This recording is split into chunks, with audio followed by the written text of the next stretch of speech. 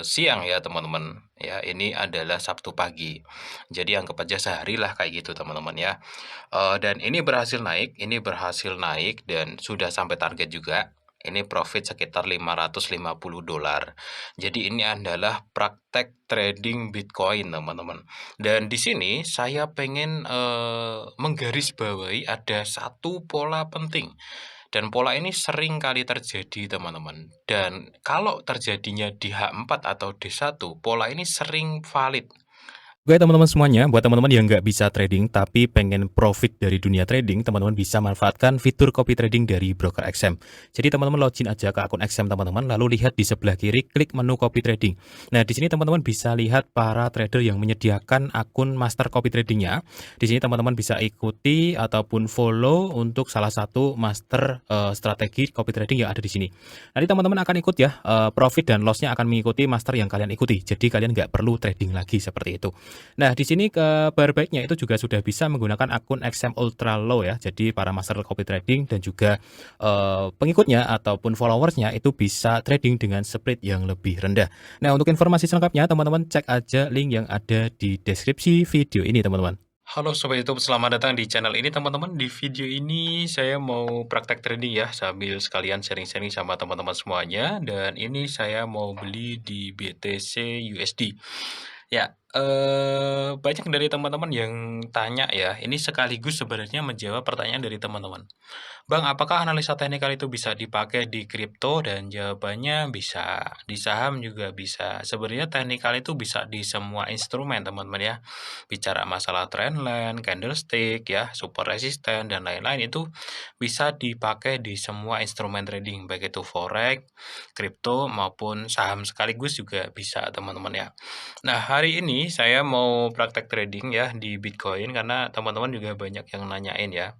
Sebenarnya, kenapa saya jarang praktek trading di kripto, bukan jarang aja teman-teman, tapi, nggak saya record aja. Kenapa nggak saya record ya? Karena begini, saya lebih memilih banyak pair-pair di forex itu karena volatilitasnya jauh lebih rendah, resikonya lebih rendah. Jadi kalau ada pemula yang niru ini tuh nggak langsung ke yang paling beresiko gitu loh teman-teman.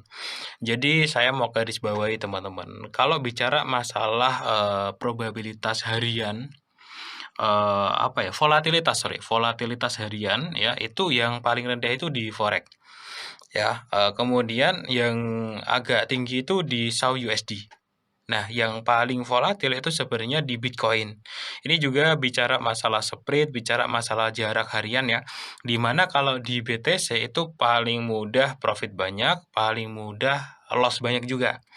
Jadi kalau teman-teman kira-kira belum siap di situ, teman-teman mending trading belajarnya di pair-pair yang ringan dulu ya untuk teman-teman yang masih pemula. Contohnya kayak Euro USD, itu kan pergerakan hariannya kecil ya teman-teman, jaraknya kecil. Meskipun kalau ada news juga gede, cuman rata-rata itu lebih kecil. Jadi kalau profit ya nggak terlalu banyak, tapi kalau loss juga nggak langsung gede gitu. Beda sama, SAU untuk tahapan selanjutnya, tingkat selanjutnya dan paling tinggi itu Bitcoin. Kalau menurut saya seperti itu. Oke ya, itu pengantar. Nah, kenapa saya buy di sini? Ini, perpaduan antara time frame H4 plus D1 teman-teman. Jadi ada perubahan tren dulu di sini, di mana yang tadinya trennya itu turun ya, turun, makin turun ya, tiba-tiba di sini ada sedikit, perubahan. Tahu dari mana perubahan? Supportnya ini kelihatan, terbentuk support yang berbeda ya. Jadi kalau memang, dia mau drop turun, itu biasanya nggak terbentuk support di sini, tapi di sini ada ketahan ya teman-teman. Nah, jadi ada peluang untuk perubahan tren teman-teman. Yang tadinya turun ini ada peluang untuk naik. Jadi ketika support-support yang tadinya support-supportnya makin turun, tiba-tiba dia supportnya naik. Ini ada peluang terbentuknya kenaikan setelah penurunan. Kemudian ini dari segi support dan resisten ya, di mana supportnya yang tadinya semakin turun ini terbentuk support baru tapi kok agak di atas gitu, nggak di bawahnya lagi gitu. Itu ada peluang untuk kenaikan di sini teman-teman. Kemudian alasan yang kedua adalah pola candlestick di sana, di sini terbentuklah bullish harami ya. Sebelumnya ada drop di sini, kemudian sebelahnya buka naik dan sebelahnya buka naik.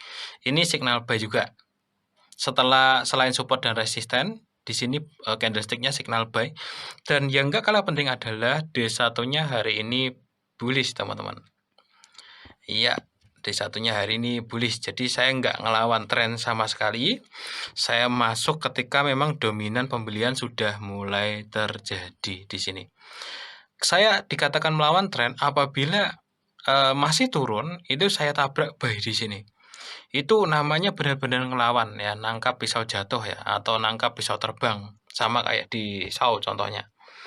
SAW saya nggak bakalan masuk sell meskipun setinggi apapun ya. Terakhir kemarin saya buy di sini. Sama sell di sini, sell, buy, sampai sini saya TP. Nggak taunya dia masih terbang ya, terserah itu. Nggak ada signal sell sama sekali, jadi saya nggak bakalan sell. Nggak bakalan. Karena itu melawan tren. Beda dengan BTC yang meskipun drop jauh ya, tapi di sini sudah ada signal buy-nya. Ini juga habis drop, teman-teman. Beda. Jadi setinggi apapun, kalau belum ada signal sell, nggak akan saya sell. Ya, setinggi apapun. Kalau serendah apapun, kalau nggak ada signal buy, nggak akan saya buy juga. Jadi ini pelajaran penting buat teman-teman yang masih pemula banget, yang sering kali buy aja dulu, sell aja dulu kayak gitu. Itu bahaya banget, teman-teman. Gitu ya. Jadi dari beberapa pertimbangan tadi saya simpulkan bahwa sekarang itu layak untuk posisi buy. Dan untuk SL-nya cukup di sini aja, teman-teman. SL-nya cukup di situ aja, 8 sebentar. 80300. Kenapa saya taruh SL di situ? Nanti saya jelasin. 80300. Saya kalau menaruh SL itu seringkali menggunakan patokan candlestick D1. Jadi di luar D1 hari ini kan D1-nya bullish tuh, teman-teman. Jadi SL-nya tak taruh di luar D1, jangan sampai kemepetan. Jadi kalau D1-nya nanti jadi bearish itu sebenarnya sudah tidak layak untuk ditahan. Ya, layak untuk di tutup entry-nya karena sudah berubah untuk tren hari ini gitu. Tapi saya longgarin dikit kayak gitu. Oke ya teman-teman ya, ini kemungkinan saya tradingnya kalau biasanya daily mungkin bisa swing ya. Coba deh nanti deh lihat marketnya deh, belum tahu juga apakah mau swing atau mau daily ya. Jadi lihat marketnya aja, nggak usah sok-sokan nargetin dan lain sebagainya. Jadi trading itu nggak perlu kita nargetin sesuatu yang belum pasti, teman-teman. Nggak perlu kita ngarang-ngarang juga, nggak perlu. Yang paling penting adalah biasanya kita buy waktu apa, biasanya kita sell waktu apa, itu yang kita jalankan gitu aja. Dan yang paling penting kita batasin resikonya dan udah selesai. Masalah profit biarin momentum yang kasih ke kita gitu. Tugas kita sebenarnya hanya melakukan antisipasi, bukan menentukan hasilnya seperti apa, teman-teman. Oke ya, ini adalah hari Jumat jam 7 pagi, tanggalnya abain aja karena ini mungkin saya uploadnya mungkin bisa tahu kapan nggak tahu ya, teman-teman. Tak skip dulu. Oke teman-teman semuanya, ini adalah hari Sabtu jam 4 pagi, teman-teman. Kemarin itu entry-nya adalah Jumat siang ya teman-teman. Ya, ini adalah Sabtu pagi. Jadi anggap aja sehari lah kayak gitu teman-teman ya. Dan ini berhasil naik dan sudah sampai target juga. Ini profit sekitar $550. Jadi ini adalah praktek trading Bitcoin teman-teman. Dan di sini saya pengen menggarisbawahi ada satu pola penting.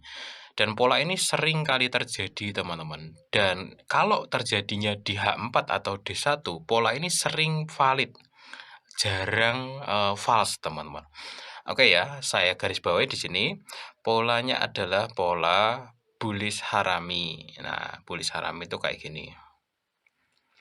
Ketika habis drop ya teman-teman, ada naik lebih pendek daripada candle sebelumnya, baik itu sepertiga, seperempat, setengah, ya 3/4, sebelahnya dibuka naik kayak gini. Ya, ini biasanya itu polanya cukup bagus ya untuk ngambil posisi kayak gitu teman-teman. Tapi ya alangkah lebih maksimal itu di time frame H4 D1. Kenapa? Di time frame kecil juga sering kali ada teman-teman. Cuman kan terlalu banyak pola kayak gitu kalau time frame kecil, sehingga banyak yang nggak valid gitu. Kemudian selain pola, ya usahakan untuk kita juga mampu membaca tren. Ya, apakah trennya ini akan naik atau akan turun gitu. Atau trennya sedang naik atau trennya ada tanda-tanda perubahan tren kayak gitu, teman-teman. Kita harus mampu membaca juga ya. Karena ya kalau kita ngandelin candlestick aja ya tentu nggak bisa, teman-teman, nggak bisa valid seperti itu ya. Oke, ini praktek trading di Bitcoin berhasil ya. Jadi analisa teknikal ya, seperti saya katakan kemarin, itu bisa dipakai di semua instrumen, baik itu gold, saham, maupun kripto. Jadi analisa teknikal itu bisa dipakai di semuanya. Kemarin kan banyak yang tanya seperti itu. Cuman ya, karakter daripada setiap instrumen trading itu berbeda. Ya Bitcoin karakternya gimana, ya SAU USD atau Gold karakternya gimana, dan Forex pun juga beda-beda antara Euro USD, GBP USD, USD JPY itu beda-beda. Secara teknikal semuanya sama, karakter yang saya maksud adalah volatilitasnya ya. Volatilitasnya beda. Kalau teman-teman memang sudah ahli dalam manajemen resiko, mau profit yang lebih cepat ataupun loss-nya juga lebih cepat, itu seperti saya bilang kemarin, itu ada di Bitcoin. Ya, cuman teman-teman harus cari broker yang spread-nya tipis ya, karena ada juga banyak broker lain yang ada pair Bitcoin tapi spread-nya nggak ngotak ya, sama aja gitu ya teman-teman ya. Oke, jadi cari yang spread-nya tipis. Oke ya teman-teman, seperti itu praktek trading kali ini. Sekali lagi, manajemen risiko itu sangat penting teman-teman ya. Sangat-sangat penting. Ya, jadi yang paling penting itu adalah akun kita awet dulu. Kalau akun kita awet, pasti teman-teman nanti akan nemuin momentum-momentum kayak gini, di mana profitnya itu nggak main-main gitu teman-teman. Ya, lot 0,2 aja bisa dapat 500-an dolar gitu. Ya kalaupun loss juga mungkin sekitar 200-an dolar atau 150 gitu, karena untuk SL daripada BTC ataupun SAL USD itu mau nggak mau memang SL-nya agak lebar gitu. Kalau SL-nya ketipisan pasti kesenggol mulu gitu teman-teman. Oke ya, seperti itu. Kita akhiri dulu ya teman-teman ya. Ini sebenarnya masih bisa naik kalau dari D1-nya. Oke. Masih bisa naik teman-teman. Oke deh, saya nunggu pembukaan hari aja. Nanti coba kita lihat. Tak kasih SL plus ya kalau mau ini hold lagi. Tak kasih contoh 81431. SL itu biasanya tak rapetin kayak gitu, terus jadi SL plus kayak gitu. Ini nanti ketika D1-nya dibuka turun ya, nanti saya take profit ya teman-teman. Kalau untuk sekarang ini masih bullish kan, bahkan ini ada engulfing kan. Ini ada engulfing, turun naik ya engulfing. Kalau D1-nya dibuka naik itu agak tinggi nanti. Makanya di sini saya tunggu candlestick D1 dulu. Kalau nanti ada pembalikan ya sudah saya tutup. Paling-paling nanti berkurang sekitar 450 dolar lah profitnya. Tak anggar segitu nanti tak tutup. Apabila turun ya. Sekarang kan 580 bahkan ini hampir 600 teman-teman. Nah, kayak gitu. Salah satu hal yang perlu kita tahu kan harus tahu kapan nutupnya kan. Nah, kapan nutupnya itu ketika mulai ada pembalikan arah yang menuju ke entry kita. Nah, ini H4 aja udah tanda-tanda kan. H4 ini udah mulai bearish ya. Ini ada resisten di sini. Kalau nanti dibuka turun di di hari selanjutnya, ini kan Sabtu jam 4 pagi nih. Nah, jam 5 pagi nanti ada H4 lagi nih. Kalau nanti polanya seller di sini, tak tutup. Sekaligus nanti D1-nya juga merah gitu. Kalau H4-nya setelah ini merah, teman-teman, itu waktunya nutup. Oke ya, teman-teman. Saya akhiri dulu. Sekian dulu. Kalau ada pertanyaan, tanyakan aja di kolom komentar ya.